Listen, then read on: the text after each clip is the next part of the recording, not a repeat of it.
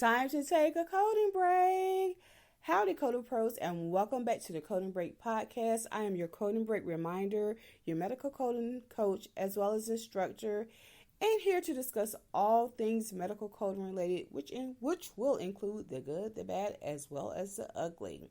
So, on this week's Coding Break, I want to address the question: is a medical coding certification required to do medical coding? And I repeat that. Is a medical coding certification required to do medical coding? So my answer to this is yes and no.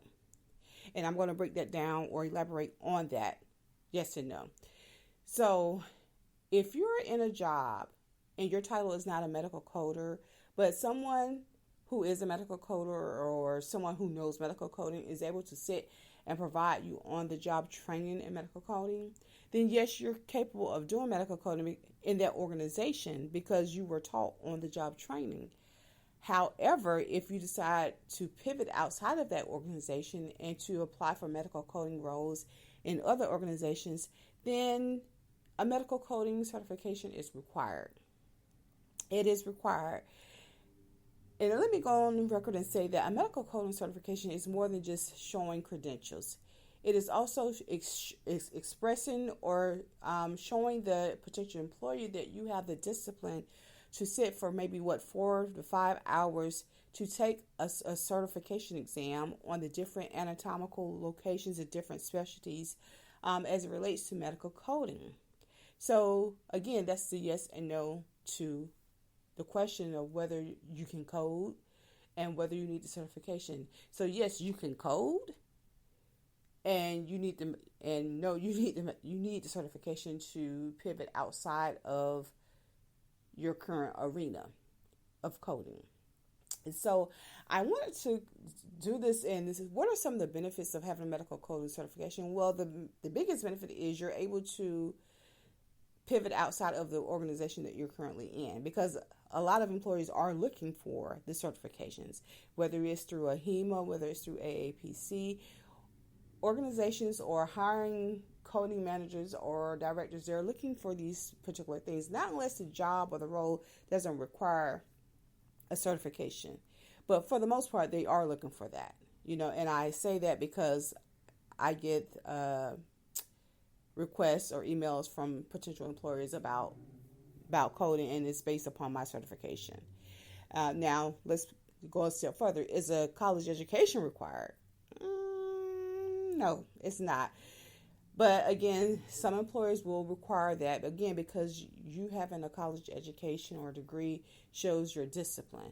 Like I said, the certification, the college education or degree, it says more than just the fact that you have it. Yes, we want you to have experience. We want you to have the skill set and all of those. But those pieces of paper are screaming more than just the experience or the expertise. It's screaming that you were disciplined, to sit down and to obtain those pieces of paper.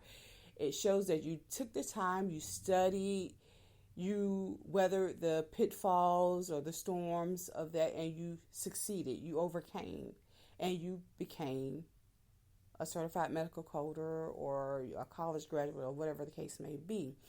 So, and then also you're messing with your money. So if you're one who you're looking to gain additional income or money or a higher salary, it's the paperwork, baby. It's all in the paperwork. If you lack the paperwork, you're only going to get what they offer you.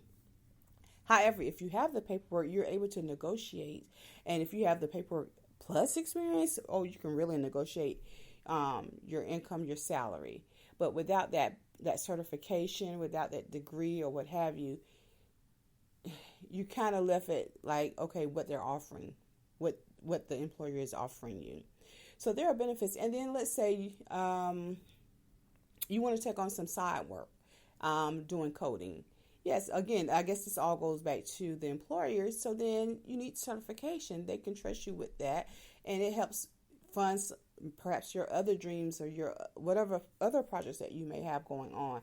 So it's important to have the certification. And again, to answer your question, is it required?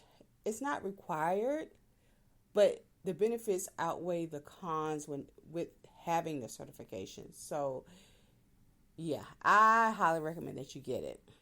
That you get it. But like I said, medical coding can be taught without the certification.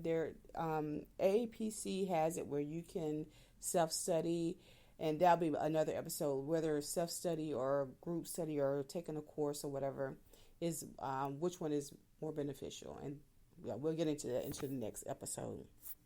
But to answer the question, is it necessary? Yes and no. If you're planning to stay where you are in the role that you are, and you don't have a certification and you plan to retire from that role where you are, then that's fine if you don't get the certification. And not unless your employer later decides that you need it, then yeah, but you don't need it. But if you're deciding to leave that organization and to pivot into another organization, or if your current employer does change their mind and require that you have it, then yes, you will need it. But it has so many benefits to having the certification. Again, you can explore other options, and you don't have to just do medical coding. One thing I failed to mention is that the validity of your coding experience, your coding knowledge. Having a certification does provide some form or some sense of validity that you know what you're talking about. So without it, it makes people question whether or not you're knowledgeable in the industry or in the field.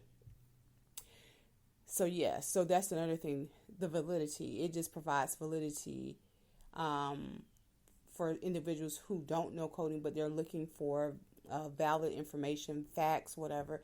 Your certification does provide some form of validity or trust for those I would say for those who you want to listen to you, or if they came to you and asked you a question. So yeah, it does provide a form of trust for the individuals who don't have the medical coding certification and they're interested in pursuing their medical coding certification.